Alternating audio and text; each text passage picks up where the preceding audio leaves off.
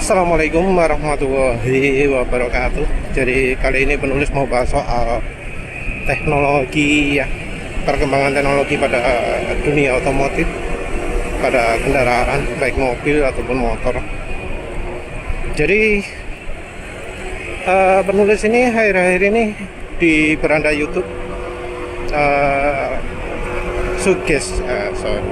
video yang disarankan adalah video-video yang berhubungan dengan rumitnya kendaraan sekarang, kendaraan yang nggak simple, yang kalau rusak ribet gitu. Jadi ada yang video pintunya, tombolnya pecah ya, jadi bagian ongkeane itu putus, dan untuk menggantinya harus full satu pintu diganti semua, karena ternyata mekanismenya dirancang sedemikian rupa kalau itu pecah ya terpaksa harus ganti total. Entah mengapa ada desain seperti itu, mungkin didesain sehingga anti pencurian atau apa, nggak tahu lah. Tapi ya itu cuma contoh pintu saja. Kemudian ada yang bagian ininya rusak ya, ternyata gantinya mahal sekali, harus ganti total. Kita tentu nggak ngomong mobil-mobil eksotis di mana untuk ganti oli saja sampai harus menurunkan mesin dulu. Nah itu kita nggak bahas. Jadi kendaraan itu entah mengapa desainnya makin lama bukan makin sederhana, bukan makin memudahkan, tapi makin menyulitkan saat perbaikan, menyulitkan saat perawatan. Jadi kendaraan-kendaraan sekarang entah mengapa jadi tidak durable lagi. Jadi kalau ada masalah jadi ribet.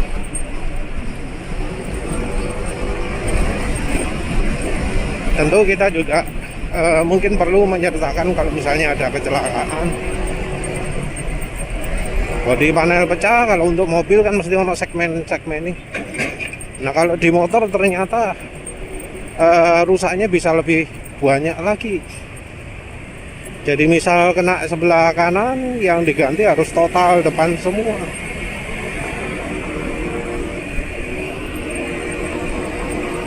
Ya karena memang kalau untuk motor ya sekarang ini desain bodinya itu serba terkait satu sama lain ya.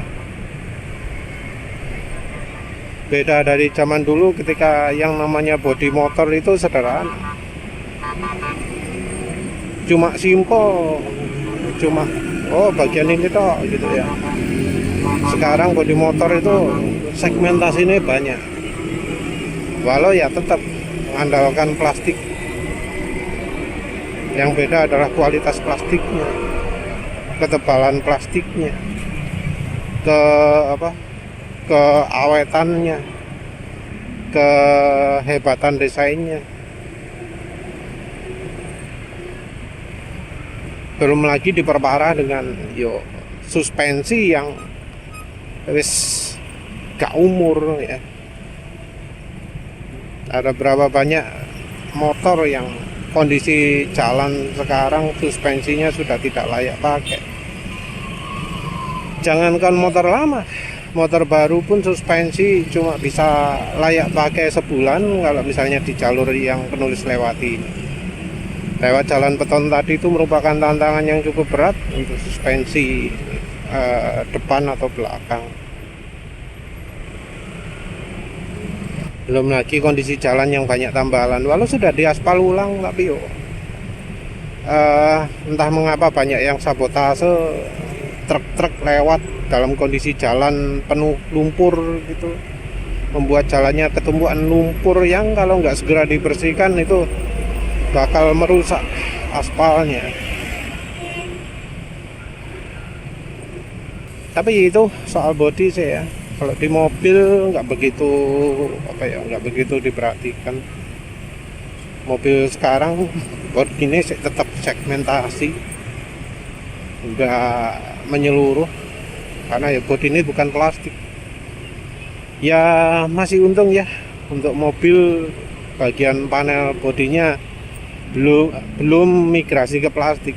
Walau dulu sudah pernah ada ya, bukan plastik sih tapi fiberglass.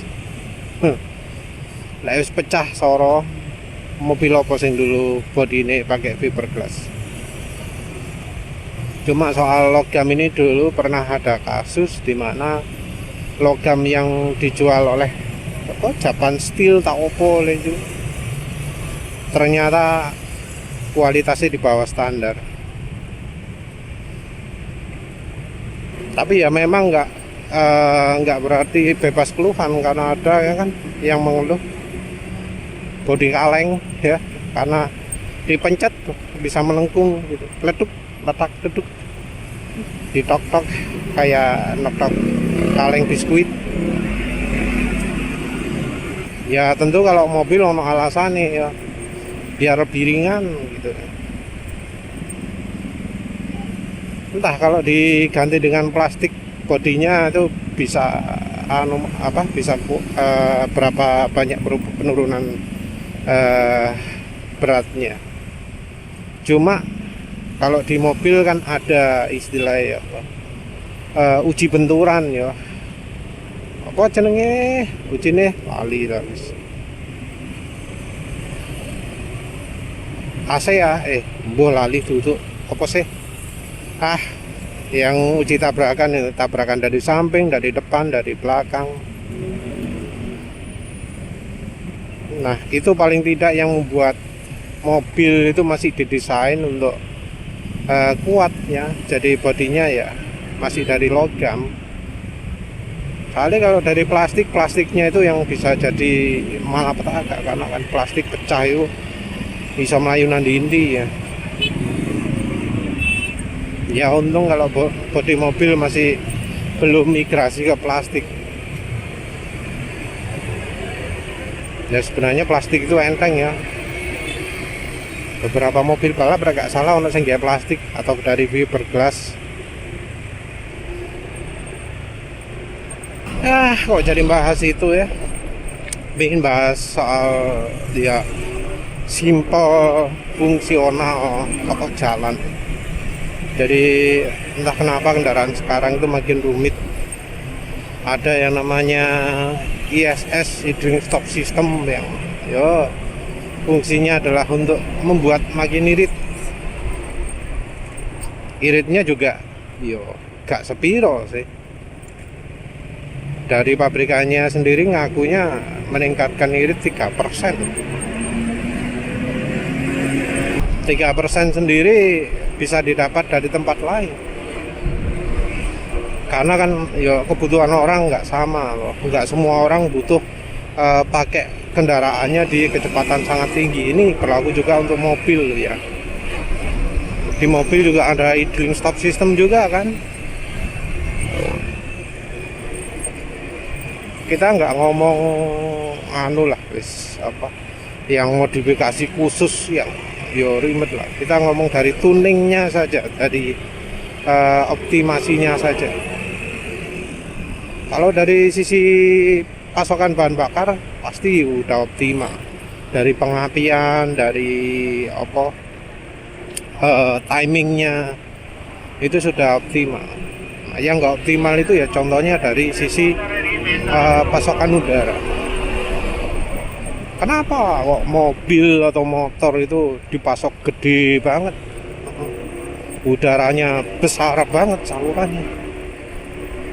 Bahkan motor yang harusnya dirancang untuk irit, Suzuki Next 2 atau crossover gitu, bolongan udara masuk bisa sampai 3,5 atau 3,4, 3,3 gitu, sekitar segitu ya. Kenapa kok bisa sebesar itu? Karena yang versi sebelumnya nggak sebesar itu lubangnya. Dikasih yang 2 cm itu motornya masih bisa kencang. Malah ada yang ngomong lebih kencang.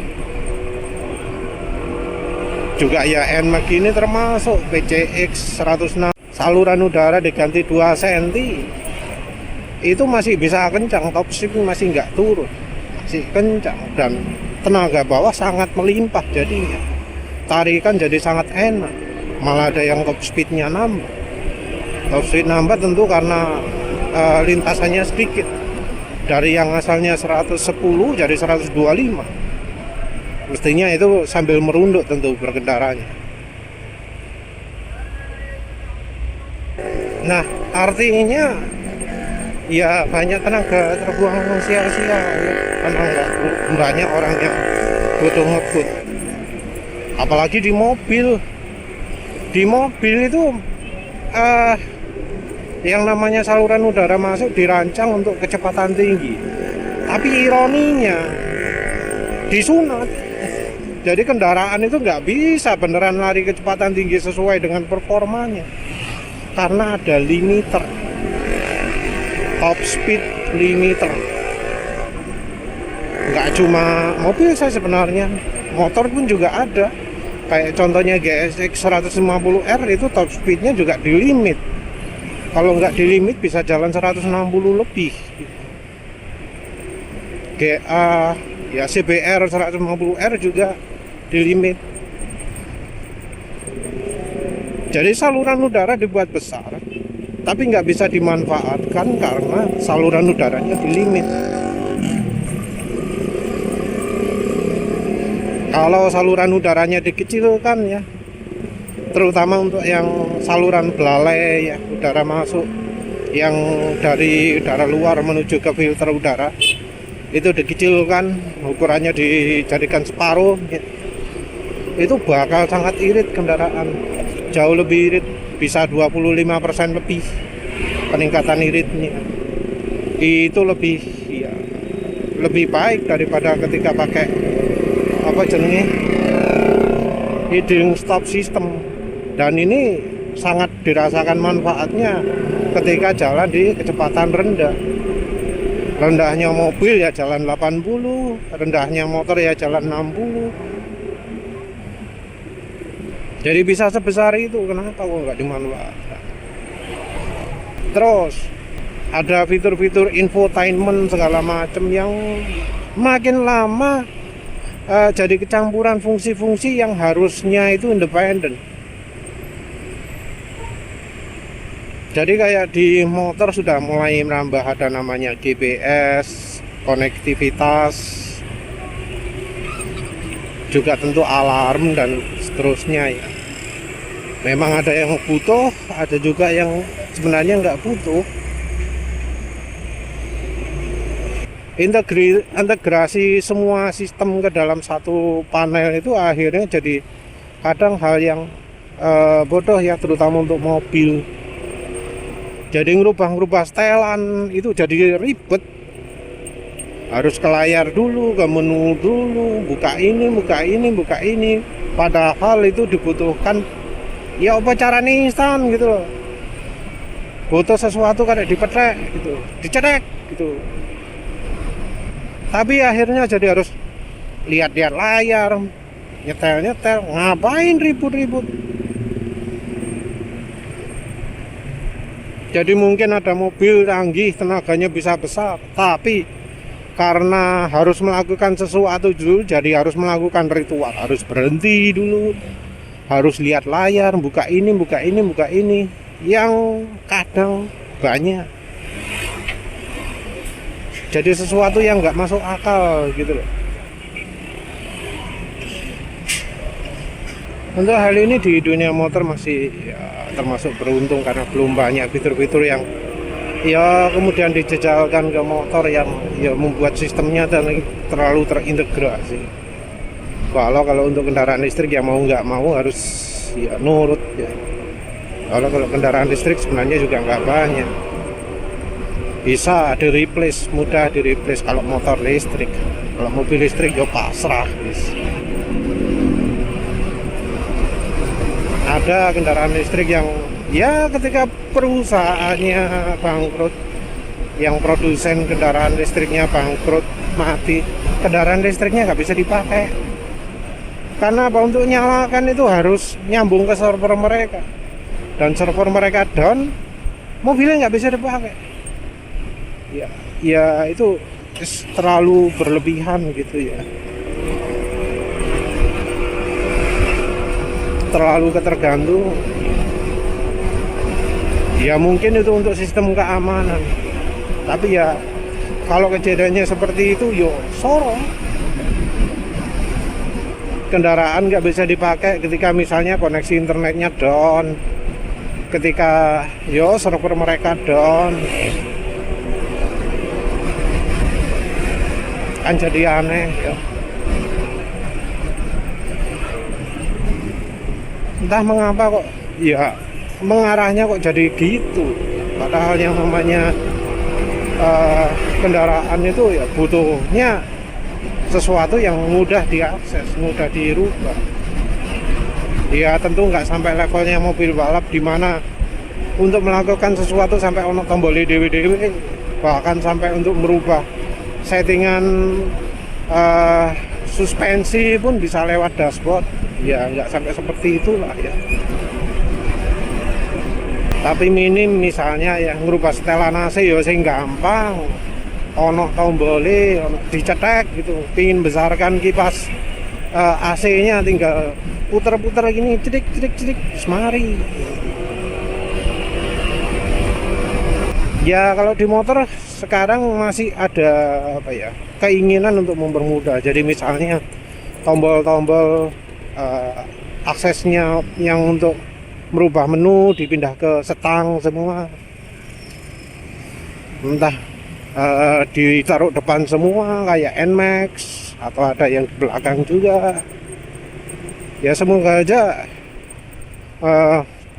tidak sampai misalnya karena sudah layar sentuh diganti ke dashboard semua gitu, diganti ke layar sentuh semua. Ya karena teknologinya masih ketinggalan ya memang untuk untuk motor belum nyampe seperti itu. Tapi rasanya sudah ada ya yang dia memanfaatkan layar sentuh semaksimal mungkin. Ya ketinggalan ini entah bisa disyukuri atau enggak ya, karena ya yang namanya layar sentuh kan sekarang murah kok, karena teknologi layar sentuh sudah sangat berkembang. Ya wes itu saja. Terima kasih sudah menonton. Assalamualaikum warahmatullahi wabarakatuh.